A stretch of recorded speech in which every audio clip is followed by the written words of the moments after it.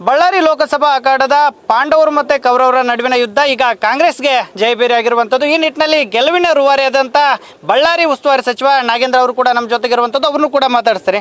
Sir, ನೀವು ಕೂಡ ಚುನಾವಣಾ ಪ್ರಚಾರದಲ್ಲಿ ಹೇಳ್ತಾ ಇದ್ರಿ, ಒಂದು ಕಡೆ ಧರ್ಮ ಅಧರ್ಮ ಬ್ರೋಣ ಮನೆ ಕಳಿಸ್ತೀವಿ ಅಂತ. ಕೊನೆಯದಾಗಿ ಈಗ ಆ ಕಾಲ ಬಂತ ಸರ್, ಹೇಗೆ? ಇವತ್ತು ಈ ಗೆಲುವಿನ ರೂವಾರಿ ಅಂತಲ್ಲ, ಇವತ್ತು ಅಖಂಡ ಜಿಲ್ಲೆಗಳ ಅಂದರೆ ವಿಜಯನಗರ ಜಿಲ್ಲೆಯ ಜಮೀರ್ ಅಹಮದ್ ಅವರು ಮತ್ತು ನಾನು ಮತ್ತು ನಮ್ಮ ಶಾಸಕರು ಎಲ್ಲ ಕೂಡ ಒಟ್ಟಾಗಿ ಸೇರಿ ಈ ಚುನಾವಣೆಯನ್ನು ಈ ರಣತಂತ್ರದಲ್ಲಿ ಇವತ್ತು ತಂತ್ರಗಾರಿಕೆ ಮಾಡಿಕೊಂಡು ಈ ಚುನಾವಣೆಯನ್ನು ಗೆಲ್ಲೇಬೇಕಂತೇಳಿ ಹಠ ತೊಟ್ಕೊಂಡು ನಾವು ಮಾಡಿದ್ದವರು. ಇವತ್ತು ನಮ್ಮ ಬ್ರೋ ಅಂದರೆ ನಮ್ಮ ಸೋದರ, ನಮ್ಮ ಅಣ್ಣ ಇವತ್ತು ಸೋತಿದ್ದಾರೆ ಅಂತೇಳಿ ನನಗೆ ನಿಜವಾಗ್ಲೂ ಖುಷಿ ಇಲ್ಲ. ಯಾಕಂದರೆ ಪಾಪ ಅವರು ಒಂದು ರಾಜಕೀಯ ಪಕ್ಷದಲ್ಲಿ ಅವರು ನಿಂತವಂಥವ್ರು. ಇವತ್ತು ನಾವು ನಮ್ಮ ಪಕ್ಷದ ಸಿದ್ಧಾಂತಗಳನ್ನು ಮೆಚ್ಚಿ ನಮ್ಮ ತುಕಾರಾಮ್ ಅಂತವ್ರನ್ನ ಅವ್ರಿಗಿಂತ ಬೆಸ್ಟ್ ಅಭ್ಯರ್ಥಿ ಅಂತೇಳಿ ನಾವು ತೋರಿಸಿದ್ದೀವಿ. ಇವತ್ತು ಅದರ ಗೆಲುವು ನಮಗೆ ಇವತ್ತಾಗಿದೆ. ಇದರ ರೂವಾರಿ ಇವತ್ತು ಯಾರಿಗೂ ಕೂಡ ಕೇವಲ ನಾಗೇಂದ್ರಗೆ ಸಲ್ಲದಿಲ್ಲ, ಕೇವಲ ಜಮೀರ್ ಅಹಮದ್ ಅಣ್ಣನವ್ರಿಗೆ ಸಲ್ಲಲ್ಲ, ನಮ್ಮ ಶಾಸಕರಿಗೆ ಸಲ್ಲಲ್ಲ. ಇಲ್ಲಿನ ಈ ಜಯ ಮಾತ್ರ ಖಂಡಿತವಾಗಿ ಕೂಡ ಪ್ರತಿಯೊಬ್ಬ ಕಾರ್ಯಕರ್ತರದ್ದು ಮತ್ತು ಪ್ರತಿಯೊಬ್ಬ ಮಹಿಳೆಯರದೇ, ಪ್ರತಿಯೊಬ್ಬ ದಲಿತರದ, ಪ್ರತಿಯೊಬ್ಬ ಅಲ್ಪಸಂಖ್ಯಾತರದ, ಪ್ರತಿಯೊಬ್ಬ ಜನಾಂಗದವ್ರಿಗೂ ಸಲ್ಲುತ್ತೆ ಅನ್ನುವಂಥ ವಿಚಾರವನ್ನು ತಾವು ಕೂಡ ಹೇಳ್ತಾ ಇದ್ರಿ. ಒಂದು ಕಡೆ ಧರ್ಮ ಅಧರ್ಮ ನಡುವಿನ ಚುನಾವಣೆ ಸಾಕಷ್ಟು ಒಂದು ರೀತಿ ಕಾಂಗ್ರೆಸ್ಗೆ ಬಲ ತುಂಬಬೇಕನ್ನುವಂಥ ನಿಟ್ಟಿನಲ್ಲಿ, ಈ ನಿಟ್ಟಿನಲ್ಲಿ ಯಾವೆಲ್ಲ ತಂತ್ರ ಮತ್ತು ಪ್ರತಿತಂತ್ರಗಳು ವರ್ಕ್ ಆದವು ಸರ್? ಈಗ ನಾವು ಧರ್ಮ ಮತ್ತು ಅಧರ್ಮ ಅಂತೇಳಿ ಹೆಸರಿಟ್ಟಾಗ ನಾವು ಧರ್ಮದ ಪರವಾಗಿ ಇದ್ದಂಥವರು ನಮ್ಮ ಕಾರ್ಯವೈಖರಿಯನ್ನು ತೋರಿಸಿ ಧರ್ಮದ ಪರವಾಗಿ ಇರುವಂಥವ್ರ ಬಗ್ಗೆ ನಾವು ಮತವನ್ನು ಹಾಕ್ಸ್ಕೊಂಡಿದ್ದೀವಿ. ನಾವು ಅದರಲ್ಲಿ ಯಶಸ್ವಿಯಾಗಿದ್ದೀವಿ. ಧರ್ಮದ ಪರವಾಗಿ ನಾವು ಯಾಕೆ ನಾವು ಮಾತಾಡ್ತೀವಿ ಧರ್ಮ ಮತ್ತು ಅಧರ್ಮ ಅಂಥೇಳಿ? ನಾವು ಅಧರ್ಮ ಇವತ್ತು ಕೇಂದ್ರ ಸರ್ಕಾರದವರು ಮಾಡ್ತಾ ಇದೆ, ಇವತ್ತು ಧರ್ಮದ ಪರವಾಗಿ ಕಾಂಗ್ರೆಸ್ ಪಕ್ಷ ಇದೆ. ಅದಕ್ಕೆ ಉದಾಹರಣೆ ನಮ್ಮ ಕಾಂಗ್ರೆಸ್ ಪಕ್ಷ, ಮಾನ್ಯ ಮುಖ್ಯಮಂತ್ರಿ ಸಿದ್ದರಾಮಯ್ಯ ಸಾಹೇಬರು ಮತ್ತು ಡಿ ಕೆ ಶಿವಕುಮಾರ್ ಸಾಹೇಬರು, ಉಪಮುಖ್ಯಮಂತ್ರಿ ಡಿ ಕೆ ಶಿವಕುಮಾರ್ ಸಾಹೇಬರು ಮತ್ತು ಖರ್ಗೆ ಸಾಹೇಬರು, ಇವರೆಲ್ಲ ಕೂಡ ಧರ್ಮದ ಪರವಾಗಿ. ಇವತ್ತು ಒಬ್ಬ ಬಡ ಜನರಿಗೆ ಧರ್ಮ ಅಂದರೆ ಏನು? ಒಬ್ಬ ಬಡವರು ಯಾವತ್ತೂ ಕೂಡ ಅವನು ಹಸುವಿನಿಂದ ಬಳಲಬಾರ್ದು, ಬಡವರು ಯಾರೂ ಕೂಡ ತೊಂದರೆಗೆ ಒಳಗಾಗಬಾರ್ದು, ರಾಜ್ಯದ ಜನ ಯಾವತ್ತೂ ಸುಭಿಕ್ಷೆಯಿಂದ ಇರಬೇಕಂತೇಳಿ ಯೋಚನೆ ಏನು ಮಾಡ್ತಾರಲ್ಲ, ಅಂಥ ಸಂದರ್ಭ ಇದ್ದಾಗ ಅಂಥ ವಿಚಾರವನ್ನು ಯಾರು ಯೋಚನೆ ಮಾಡ್ತಾರೋ ಅದು ಧರ್ಮದ ಪರವಾಗಿರುವಂಥದ್ದು. ಅಂಥ ಯೋಚನೆಯನ್ನು ನಮ್ಮ ಕಾಂಗ್ರೆಸ್ ಪಕ್ಷ, ಮಾನ್ಯ ಮುಖ್ಯಮಂತ್ರಿ ಸಿದ್ದರಾಮಯ್ಯ ಸಾಹೇಬರು ಮತ್ತು ಡಿ ಕೆ ಶಿವಕುಮಾರ್ ಸಾಹೇಬರು ಮಾಡಿದ್ದಾರೆ. ಅದಕ್ಕೆ ನಾವು ಧರ್ಮದ ಪರವಾಗಿ ಇರುವಂಥವ್ರು ಅಂತ ಹೇಳಿದ್ವಿ. ನಾವು ಅದನ್ನು ಜನಕ್ಕೆ ಮುಟ್ಟಿಸುವಂಥದ್ರಲ್ಲಿ ಯಶಸ್ವಿಯಾಗಿದ್ದೀವಿ.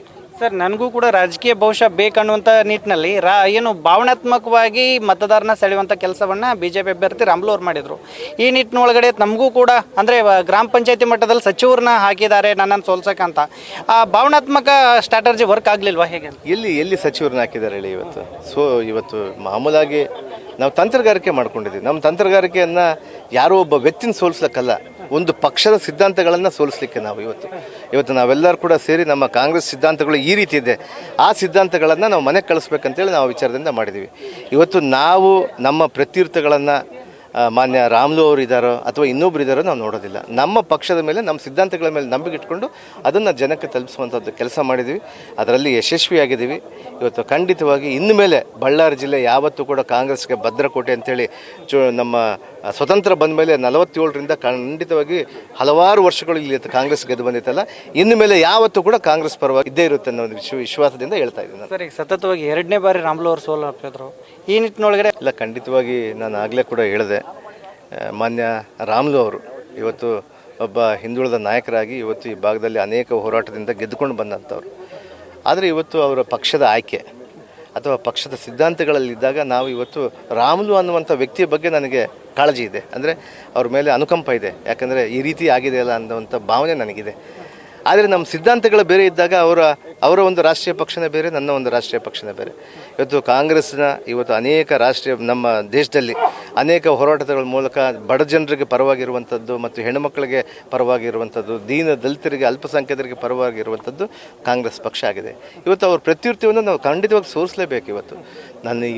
ನಾನು ಯಾವಾಗೂ ಕೂಡ ಹೇಳ್ತಾ ಇದ್ದೆ, ಅದೇ ರೀತಿಯಾಗಿ ಇವತ್ತು ಹೇಳ್ತೀನಿ, ಮಾನ್ಯ ರಾಮುಲು ಅವರಿಗೆ ಮುಂದಿನ ದಿನಗಳಲ್ಲಿ ಒಳ್ಳೇದಾಗಬೇಕಂತೇಳಿ ನನ್ನ ಮನಸ್ಫೂರ್ತಿಯಾಗಿ ನಾನು ಕೋರ್ಕೊಂತೀನಿ. ಸರ್, ಕೊನೆಯದಾಗಿ ಸರ್, ಈಗ ಒಂದು ಕಡೆ ತಮ್ಮ ಇಲಾಖೆ ಇದು ವಾಲ್ಮೀಕಿ ನಿಗಮದಲ್ಲಿ ಈಗ ಆತ್ಮಹತ್ಯೆ, ಅಕ್ರಮ ಹಣ ವರ್ಗಾವಣೆ ಕುರಿತು ಈಗ ಅಧಿಕಾರಿ ಆತ್ಮಹತ್ಯೆ ಬಗ್ಗೆ ತಾವು ರಾಜೀನಾಮೆ ಕೊಡಬೇಕನ್ನುವಂಥ ನಿಟ್ಟಿನಲ್ಲಿ ಈಗ BJP ನಾಯಕರು ಕೂಡ ಹೋರಾಟ ಮಾಡ್ತಾ ಇದ್ರು. ಸರ್, ಈ ಬಗ್ಗೆ ಏನು ಹೇಳ್ತಾರೆ? ಇಲ್ಲ, ಈಗಾಗಲೇ ಕೂಡ ಮಾನ್ಯ ಮುಖ್ಯಮಂತ್ರಿ ಅದಕ್ಕೆಲ್ಲ ಕೂಡ ಈಗಾಗಲೇ ಕೂಡ ಹೇಳಿಕೆಯನ್ನು ಕೊಟ್ಟಿದ್ದಾರೆ. ನನ್ನ ಹೇಳಿಕೆ ಇಲಾಖೆಯ ಸಚಿವನಾಗಿ ನಾನು SIT ತನಿಖೆ ಆಗ್ತಾ ಇದೆ. ಇವತ್ತು ನನ್ನ ಹೇಳಿಕೆ ದಿಕ್ಕು ತಪ್ಪುತ್ತೆ. ಇವತ್ತು ತನಿಖೆಯನ್ನು ಪ್ರಾರಂಭ ಮಾಡಂತ ಹೇಳಿದ್ದೆ ನಾನು. ಇವತ್ತು SIT ತನಿಖೆಯನ್ನು ರಚನೆ ಮಾಡಂತೇಳಿ ಮಾನ್ಯ ಮುಖ್ಯಮಂತ್ರಿಯವರು, ನಮ್ಮ ACC ಅವರು, ನಮ್ಮ ಉಪಮುಖ್ಯಮಂತ್ರಿ DK ಶಿವಕುಮಾರ್ ಸಾಹೇಬರು ನಾವೆಲ್ಲರೂ ಕೂಡ ಸೇರಿ ಇವತ್ತು ತನಿಖೆ ಮಾಡ್ತಾ ಇದ್ದಾರೆ. ಆ ತನಿಖೆಯಲ್ಲಿ ತಪ್ಪಿತಸ್ಥರು ಅಂತೇಳಿ ಯಾರು ಬರ್ತಾರೆ ಅವ್ರ ಮೇಲೆ ಕ್ರಮ ತೆಗೆದುಕೊಳ್ತೇವೆ. ಇನ್ನೊಂದು ಕೊನೆಯದಾಗಿ ಸರ್ ಈಗ ಜನರಿಗೆ ನಿಮ್ಮಿಂದ ಒಂದು ಸಂದೇಶ ಹೋಗಬೇಕಾಗಿದೆ. ಏನಂತ ಹೇಳಿದ್ರೆ ತಾವು ರಾಜೀನಾಮೆ ಕೊಡ್ತೀರಿ, 6 ತಾರೀಕು ತನಕ ಗಡುವು ಕೊಟ್ಟಿದ್ದಾರೆ CM ಅನ್ನುವಂಥ ನಿಟ್ಟಲ್ಲಿ ಚರ್ಚೆ ಆಗ್ತದೆ ಸರ್. ಇದಕ್ಕೆ ಏನು ತೆರೆ ಹೇಳ್ತಾರೆ? ಯಾರು ಕೂಡ ಮಾನ್ಯ ಮುಖ್ಯಮಂತ್ರಿ ಸಿದ್ದರಾಮಯ್ಯ ಸಾಹೇಬರು ನಿನ್ನೆ ತಾನೇ ಇವತ್ತು ಹೇಳಿಕೆಯನ್ನು ಕೊಟ್ಟಿದ್ದಾರೆ. ಇವತ್ತು ಅವ್ರ ವಿಚಾರದಲ್ಲಿ ಏನು ಹೇಳಬೇಕು ಅದಕ್ಕೆಲ್ಲ ಯಾವ ರೀತಿ ಹೇಳಬೇಕು ಸ್ಪಷ್ಟನೆ ಕೊಟ್ಟಿದ್ದಾರೆ. ಅದಕ್ಕೆ ಅದ್ರ ಬಗ್ಗೆ ನನಗೆ ಮಾತಾಡೋಕ್ಕೆ ಇಂಟ್ರೆಸ್ಟ್ ಇಲ್ಲ. ಇದಿಷ್ಟು ಸಚಿವ ನಾಗೇಂದ್ರ ಅವರ ಮಾತುಗಳು. ಕ್ಯಾಮ್ರಾಮನ್ ಕಾರ್ತಿಕ್ ಜೊತೆಗೆ Shivanand Madihalli, news first Kannada, Ballari. News first ನಿರ್ಭೀತಿಯಿಂದ ನಿಮ್ಮ ಪರವಾಗಿ.